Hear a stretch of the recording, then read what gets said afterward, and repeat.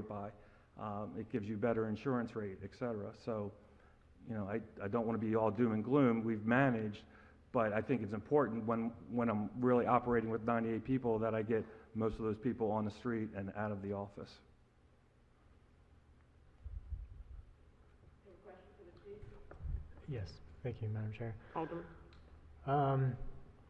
But I see 3 different comm operators that are listed as vacant. Yes, those are dispatchers.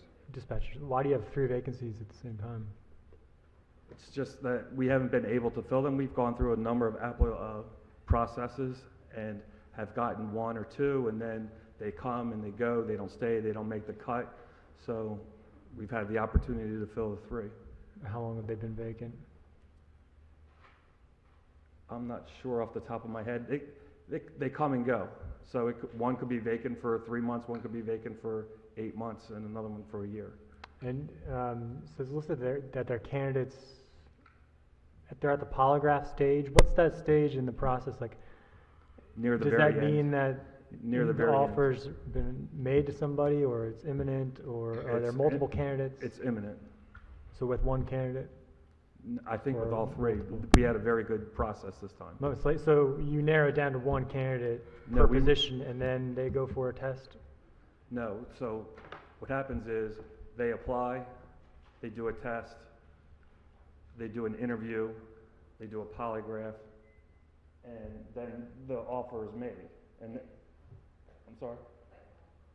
But that's after a conditional offer is made.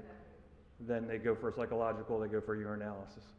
Almost the same process as a police officer does.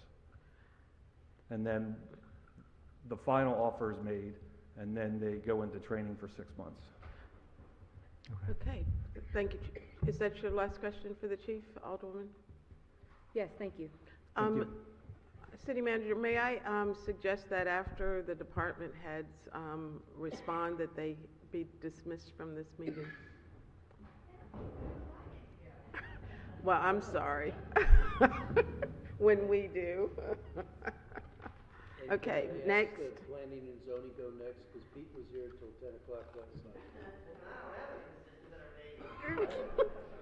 Next is Then fire. you can go now. Yeah, can I just interject? And may I ask that we keep our questions to the vacancies, because that's what we're talking about. You have opportunities at any time. I'm sure you'd be welcome to ask questions of the department heads about their procedures and so forth. Can I just clarify, the department's not on here, Office of Environmental Policy is not on here, and Planning and Zoning is not on here. Anybody else? Yeah. I know nobody wants to be here on a Friday night, but I never know what you guys are going to ask, and I want my department heads here able to respond to whatever questions come up between now and the end of the meeting. I'm sorry, but I think they are, I've only been here 6 weeks, they are better able to defend their budgets than I am. Absolutely. And I don't know where you guys will go, so I want them to stay. Just trying to be fair to everyone. There are 2 positions listed as vacant for the fire department. There's the Office Associate 3, and then this one has a lot of abbreviations, so you'll have to help me. What I see is FF1/2 EMTP. Could you all first help me understand what the functions of those 2 positions are, and then help us understand the impact of those 2 positions in the fire department? So first, Doug Romali, Deputy Chief Fire. With me is Kevin Simmons, Deputy Chief Fire Department, also Director of Emergency Management. We only have 2 vacancies currently. The firefighter vacancy is a firefighter paramedic position. We are running into an issue where we are critically, well, the union would tell you critically low. We are low on paramedics. This is one of those positions. The police chief talked about soft openings. We have between 8 and 10, or 8 and 13 soft openings, which means we have 8 to 13 people that are off on either sick leave, FMLA, modified duty. We have 2 who are actually paramedics that are pregnant, so they'll be off for quite a while. We have 1 battling cancer who's been off for at least 8 months now, so those vacancies are there. Those soft vacancies are also there, plus this firefighter paramedic vacancy. We can't just hire a firefighter paramedic off the street. We try to do a hiring process, either a absolutely new person who has no qualifications whatsoever or a lateral position. But we had the lateral position open. We have not had any strong. No, we haven't had much luck with the lateral position. We have an open casting call application for laterals, paramedics. They're at a premium. Everybody wants them. Everybody needs them. A lot of folks pay big incentives for paramedics to come to their department. We were successful maybe about 4 years ago in luring people to our department, but now everybody's kind of in the game and they have more money than we do. And even a couple of ours were lured away from our department as well, so that's a struggle getting paramedics. So this vacancy's only been there for about 4 months. This was a recruit in current fire academy who was unsuccessful in completing the academy. So that position is open. It's being used to make up some of our attrition rate that the city manager talked about earlier, which we also have in the next budget. And currently, our overtime rate is being affected from the vacant positions, the soft vacancies plus this vacancy. Ms. Sutherland, can you give us the, what the true impact would be of freezing the positions given the attrition that's being accounted for? Yeah. The total amount budgeted for these two positions is $172,000, and the department already has $150,000 budgeted in attrition. So the office associate position, we only have 2 office associates assigned to fire headquarters. Now we're down to 1. When that person goes to lunch, typically they end up locking the doors if the fire administrative officer is not there. So there's nobody there between 12 and 1 o'clock. This person's on vacation, so on. This person did payroll, did office associate work. We have since then, because we have firefighters doing analysis on our run statistics, which are national statistics about our run times, whether we meet NFPA standards and stuff. We have one firefighter in general that did a lot of our yearly stats and those run statistics, which is also needed throughout the year for grants and things like that. That firefighter was doing it as a collateral duty, volunteering their time to do that. It looks like he is probably going to be leaving us in the next couple of months. So that position that you see in there is actually going through the process with the Civil Service Board and is being converted to an analyst position / office associate. But that vacancy right now is definitely affecting the office there because we only have 2 support staff in the office. What's the status of filling it? Well, it was, we'd have to talk to the HR director on that one.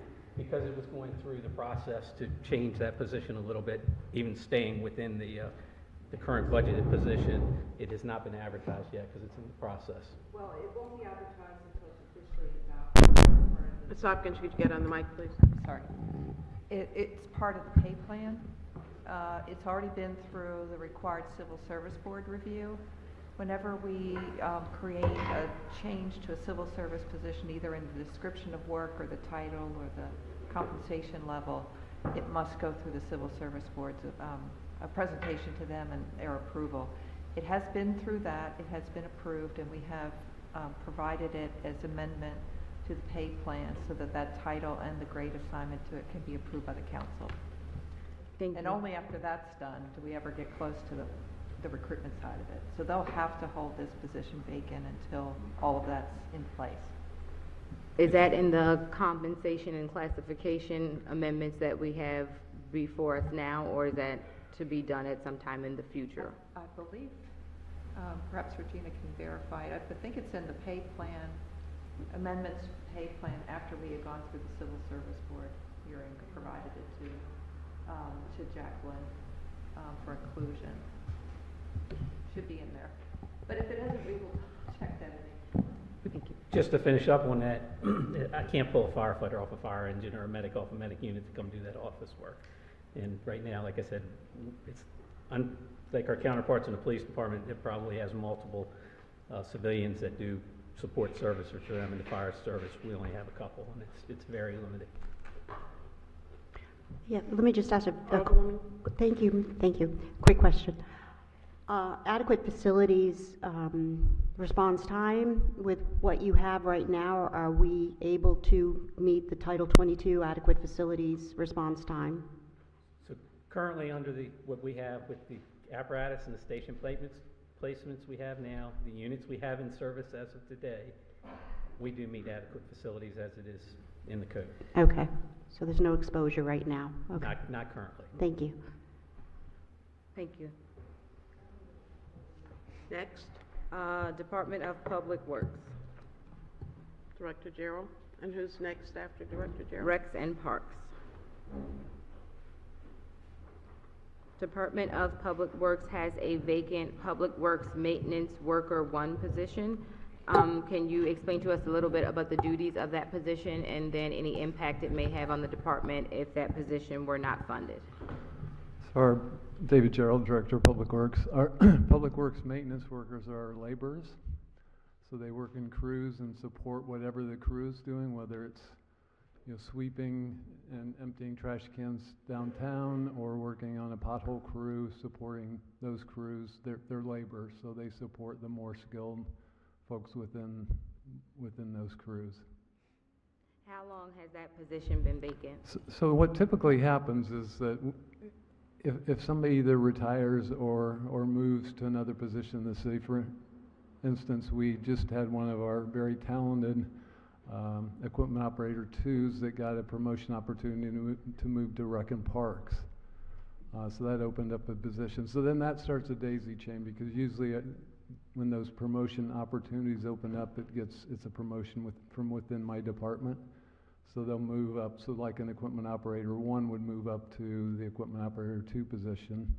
And then a maintenance worker would move up, if he has a CDL, a commercial driver's license, would move up to that equipment operator 1 position. So I don't know exactly how long that particular position's been open, but usually those daisy chains last for months, because as you fill one, then you create a vacancy, and then you fill that and you create a vacancy. And in the end, it's the Public Works maintenance workers that we have to go outside to hire, because there's no lower position. There's no positions that would promote up into those. Those are the laborers. So that's where we go outside and hire those. And that usually goes pretty fast, because we have a list of a lot of candidates that would love to come and work for the city that are basically unskilled. And so it's a great opportunity for them to get their foot in the door in the city and have an opportunity to work and get trained and then move up like the other employees do. Thank you. Director Trader.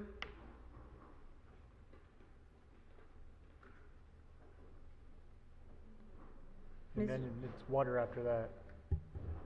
Mr. Trader, there is a rec sports supervisor position that is vacant in the Department of Recs and Parks. Can you tell us a little bit about that position and any impact it may have on the department if the position were not funded? It would have a tremendous negative impact because the person that formerly held that position is now our current program division chief.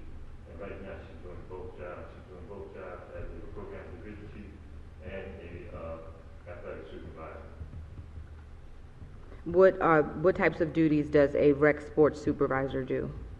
That person will coordinate all permits and rentals for our fields, baseball fields, multi-purpose fields, and our indoor basketball courts. They will coordinate all sports, youth sports programs. They will coordinate all adult sports programs.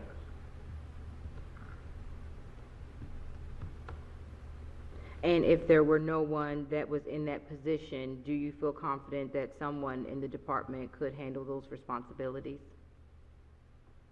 If that should happen, it would be a dual responsibility, and I do not feel confident that the quality of that supervision would be had. Thank you. We would suffer in terms of our quality and our service to the community. Thank you. Next. Water, and then transportation. Director Gerald, and then Director Gordon. Oh. Water has, two vacant positions, one utility mechanic 2, and the Yep. second is equipment operator 1. Yes, Can you so, speak? so for our water and sewer utilities, each of those are fairly small groups, and those are critical to keeping our water and sewer systems, operating properly. But again, those are enterprise funds, so those don't affect the general fund at all. Those are all funded through the water and sewer rates, and those are absolutely critical positions that we keep filled. We don't have enough already to keep up with all the preventive maintenance that we should be doing, so those are critical that we keep those filled. Thank you. Ms. Sutherland, was that the differentiation you were making about those, last 5 positions? Thank you. Director Gordon? And it's the same thing with these positions at transportation. Thank you. Director Gordon, if you could speak to the accounting associate 1 position, the fleet technician 1, and then the fleet maintenance technician 2. Okay, we are just about to fill the accounting associate position now. In fact, it will be filled next week. The fleet maintenance techs are mechanics, essentially. We only have 3 now. We generally have 5. And if we don't fill those positions, we would have a major problem in keeping the vehicles on the road. We are open 18 hours a day, so we need to have at least 1 mechanic on duty throughout the day, so that's at least 2. Right now, I'm having problems with that because the mechanics want to take vacation. So it's really difficult to fill that void. There's no other specialty in my office that can work on a bus beyond those mechanics. How long have each of those positions been vacant? About 6 months. And have you been able to keep the goal of at least 1 mechanic on duty for all 18 of the hours? Yes and no. What happens on the weekends, we put less service on the road, so we can sort of make it with 1 because we have additional vehicles available in the event something goes down. But they really become important during the week when all of the vehicles in service. And is there any, one is listed as fleet technician 1 and 1 is fleet maintenance 2. Is there any true difference in the service that you get out of those positions? Is there one that's more prioritized than the other? Generally, the 2 is more experienced. Okay. And Ms. Henson, I'd just like to add, should we be leasing or purchasing additional police vehicles? That's going to be additional maintenance that will be required. And they are maintenance by the transportation's fleet maintenance? No, Oh, no, that's different. that's different. I'm sorry. That's a different maintenance Thank you. group. I'm sorry. Okay. That's correct. Thank you. You're welcome. Next. That's it. That's it? I'm so excited. Don't get too excited. I got one more thing to hand out to you. Oh, come Okay. on. No, look, you're going to like this. I'm kidding. Okay. We are, you know that the city administration is required to present to you the water and sewer rate study Yes. each year, and whether it supports a rate increase and what rate increase it supports. The good news is, if the water and sewer fund doesn't have to pay as much to the general fund, the water and sewer rates don't have to be as high as if they did. So, It's a 2.5% rate increase in FY19 instead of 4.5%. And that on both water and sewer, and you can carry that out for 10 years. And while you carry that out for 10 years, you can also decrease each year by 3 percentage points the amount of capital projects funded with debt. So we told you we were going to have amendments to put 40% pay-go. Next year it can be 43%, the next year it can be 46%, the next year it can be 49%, so that we're funding more and more with pay-go because we're just relining and repairing our existing old pipes. And the water and sewer rates only have to go up 2.5%, not 4.5%. so what does that mean to the average resident? Not a whole lot, except that it carries out for 10 years. Yes. It's probably only $20 a year, right? So- But it's something that carries out for a decade. So instead of an automatic, and I'm calling it automatic, it really isn't, increase of 4.5%, it'll only be 2.5%. 2.5%. Correct. Okay. And for those of you who are new to the council, the city manager has the discretion of raising those rates to up to 5% without council approval. And so this would not have required an approval anyway, but. And we'll get the full rate study to you. This is just the summary. Okay. Anything else for the, Go home on the good news. go home on the positive? Again, let me remind you, we all have this document that breaks down the tax increase. You can subtract out the 2.9% to take you to 10.5% as our new starting point by virtue of the Finance Committee recommendations. 2.4. Okay. Right. And they were presented, he presented it this evening too. Anything else for the good of the order? I know, I'm going to ask somebody to adjourn the meeting. Alderman, I'll entertain a motion to adjourn. I know, so I'm counting on one of you to do this in lieu of. So moved. Second, all in favor, please say aye. Aye. Aye. Special thank you to department heads for hanging in there tough with us. Absolutely. Have a good weekend. Those of you who are going to MML, drive safely. See you in Ocean City. Any of our directors presenting at MML?